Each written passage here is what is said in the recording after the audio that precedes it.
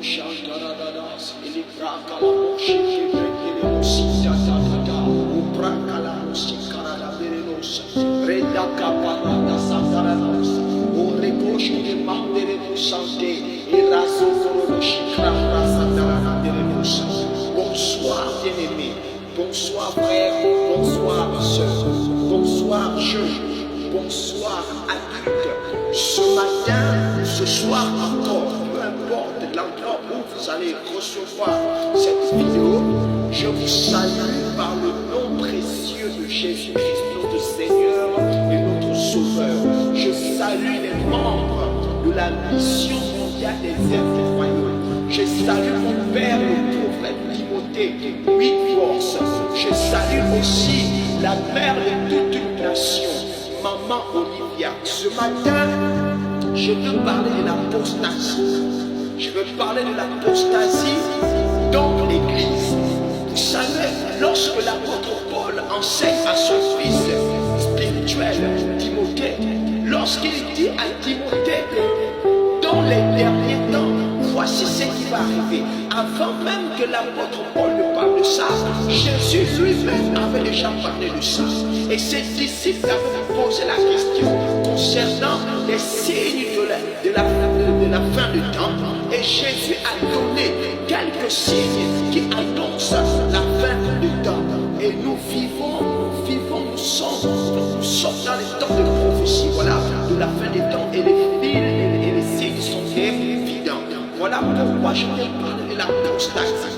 Je viens parler d'un frère qui autrefois avait reçu l'appel solennel, qui autrefois Dieu avait envoyé les chrétiens, parce que la Bible dit que lorsqu'on est de nouveau, la première mission des chrétiens, c'est de répandre l'évangile, c'est de répandre l'évangile, car Jésus a dit: vous serez mes témoins d'abord à Jérusalem, mais aussi dans le monde entier. Et l'apôtre Paul a dit: je ne pourrai honte l'évangile, car c'est la puissance de Dieu pour quiconque croit. Je veux parler à un chrétien qui s'est apostasié. Je veux parler à un chrétien qui aujourd'hui, il sait au-dedans de lui qu'il s'est écarté de la face de Dieu, mais il s'est convaincu par les raisonnements négatifs. Voilà. Écoute, je vais te dire ceci. La Bible dit qu'il serait préférable pour toi de ne pas connaître Jésus. Parce que si tu meurs dans cet état d'apostasie, tu vas le regretter sévèrement. Il fut un temps où lorsqu'on t'a prêché l'évangile, tu as reçu l'évangile dans ton cœur. Tu as accepté le Christ comme ton Seigneur et Sauveur personnel dans ta vie. Tu as marché selon l'amour, parce que la Bible dit dans le livre d'Apocalypse, Jean dit, Jésus dit à Jean, il dit, écrit à l'ange de l'église d'Éphèse, l'ange de l'église d'Éphèse, il dit, Jésus dit, je connais tes œuvres. Donc quand tu t'étais converti, Dieu voyait tes œuvres. Je te parle à toi, frère, je te parle à toi, sœur, qui s'est apostasiée, qui aujourd'hui mène une vie qui n'est pas différente de païen, parce qu'il faudrait qu'il y ait un principe de différence entre celui qui se fait appeler chrétien et celui qui se fait appeler païen. Or, toi, tu as accepté Jésus, mais tu vis encore comme un païen. La Bible dit, l'apôtre Paul dit dans ses épîtres, qu'il y a des chrétiens encore qui crucifient le Christ par leur manière de vivre, par leur manière de penser. L'apôtre Paul a dit: sois un témoin au milieu des païens. Nous sommes des témoins au milieu des païens. Voilà pourquoi nous devons mener une vie différente des païens. Comprenez? Nous devons mener une vie différente des païens. Parce que la Bible dit: nous devons être des exemples. Tu t'es apostasié, frère, sœur. Regarde comment tu vis. Regarde comment tu vis. Tu t'assois quelque part entouré de personnes que tu as prêché un jour l'évangile. Tu t'assois, tu picoles avec ces personnes, tu rigoles avec ces personnes. Mais n'oublie pas, je te dis quelque chose, que le sang de ces personnes retombera sur ta tête.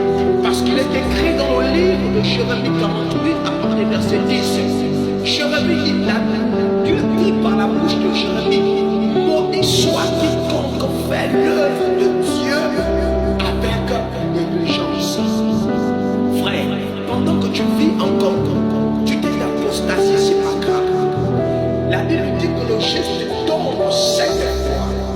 cette fois aussi il se relève.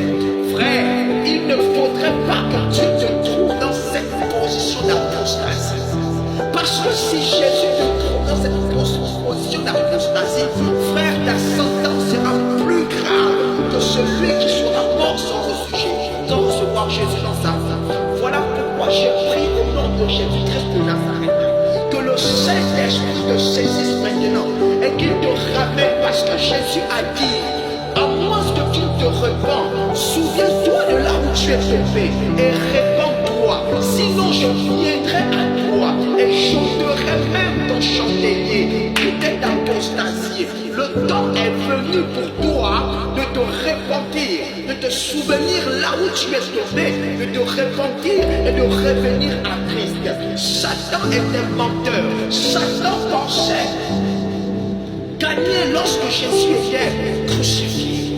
Mais Jésus, par sa crucifixion, était en train de faire naître la naissance d'une nouvelle église. Frère, tu es tombé. Frère, tu es tombé. Sœur, tu es tombé. Tu vis maintenant comme une païenne. On te critique maintenant même que c'est pas toi qui prêchais l'évangile. C'est pas toi qui allais tout le temps à l'église. Mais regarde comment tu vis. Frère, je veux te dire que tu représentes Jésus sur la terre. Parce qu'il est écrit, Jésus a dit, vous êtes mes ambassadeurs sur la terre. Frère, réponds-toi. Sœur, réponds-toi. Reviens, parce que la Bible dit que la moisson est grande. Il y a peu d'ouvriers. Satan travaille grave. Satan travaille grave. Et la mission de Satan, c'est de faire tomber tous les chrétiens, tous les hommes de Dieu. Non, il ne s'attaque pas aux païens. Pourquoi? Parce que les païens déjà, les païens appartiennent déjà à Satan. Donc il n'a pas à les attaquer. Tu n'as pas Jésus dans ta vie, je vais te donner une information pour une nouvelle. Tu n'as pas Jésus dans ta vie, tu appartiens au monde de ténèbres. Parce que la Bible dit qu'il y a le prince de ce monde. Si tu n'as pas encore donné ta vie à Jésus, tu es dirigé par le prince de ce monde. Voilà pourquoi lui n'a plus besoin de t'attaquer. Il s'attaque à ceux-là qui donnent leur vie à Jésus. Il s'attaque à ceux-là qui prient jour et nuit. Il s'attaque à ceux-là qui prêchent l'évangile jour et nuit.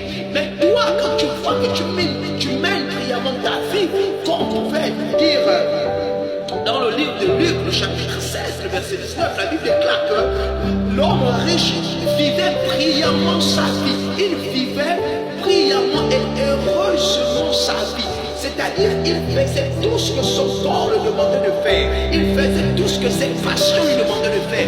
Il buvait le vin, il allait au snap, il dansait, il faisait toutes sortes de choses. Mais il n'avait pas pensé l'essentiel.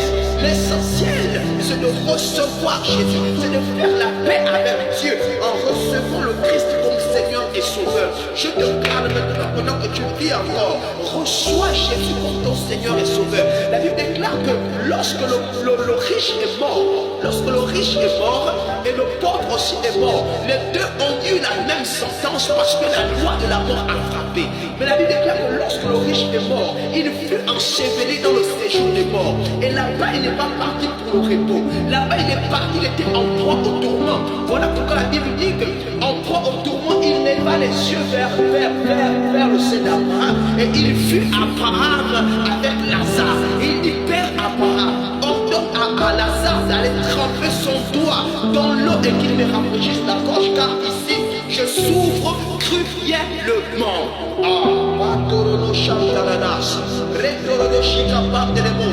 Je prie au nom de Jésus-Christ de Nazareth que Dieu touche maintenant ton cœur, afin que tu fasses, que tu prennes un choix. Choisis Jésus pendant que tu viens. Toi qui t'es séparé de Dieu, toi qui as une fois accepté Jésus, au nom de Jésus, par les compassions de Christ, je te prie de revenir dans la bergerie. Reviens dans la bergerie. Car la Bible dit, dans l'Apocalypse chapitre 3, verset 20, Jésus se tient à la porte et il frappe. Il frappe à la porte de ton cœur